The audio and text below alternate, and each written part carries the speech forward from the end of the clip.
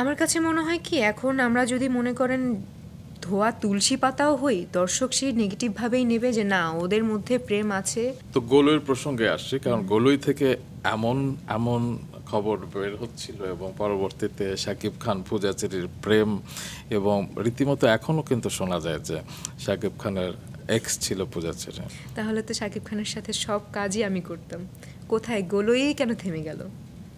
সেটাই আমার প্রশ্ন। মানে শাকিব খানের সাথে এই দুটো প্রশ্নের উত্তর দাও, যে আসলে কি প্রেম ছিল? না না, প্রেম কেন থাকবে? আমি তাকে মানে সে ছোটবেলা থেকে আমাকে দেখেছে, আমি তাকে ছোট থেকে দেখে আসছি।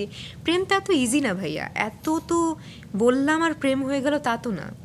মানে আমি ভাইয়াকে, সাকিব ভাইকে যথেষ্ট পছন্দ করি অ্যাজ আ পার্সন হিসেবে, তারপর অ্যাজ আ অ্যাক্টর হিসেবে খুবই পছন্দ করি। সো প্রেম এত ইজিলি আসলে হয় না, কিন্তু একটা ভালো আন্ডারস্ট্যান্ডিং ছিল আমার সাথে। আমি যাদের সাথেই কাজ করি আমার সবার সাথে খুব ভালো আন্ডারস্ট্যান্ডিং। আচ্ছা, তাহলে সেকেন্ড কোয়েশ্চেনটা তুমি করে দিয়েছো, সেটা আমার প্রশ্ন হচ্ছে ভালো আন্ডারস্ট্যান্ডিং থাকার পরও সেই গোলুই কেন থেমে গেল? তারপরে কেন এই জুটিকে আমরা আর দেখলাম না? আমার কাছে মনে হয় কি এখন আমরা যদি মনে করেন ধোয়া তুলসী পাতাও হই, দর্শক সেই নেগেটিভভাবেই নেবে যে না ওদের মধ্যে প্রেম আছে, ওদের মধ্যে মানে কিছু একটা আছে। সো আমি পার্সোনালি আমি চাচ্ছিলাম যে কোনো স্ক্যান্ডালে না গিয়ে আমি বাবা আমার মতন কাজ করি, সাকিব ভাইয়া তার মতন কাজ করুক। সো এত স্ক্যান্ডাল নিয়ে তো কাজ করা যায় না।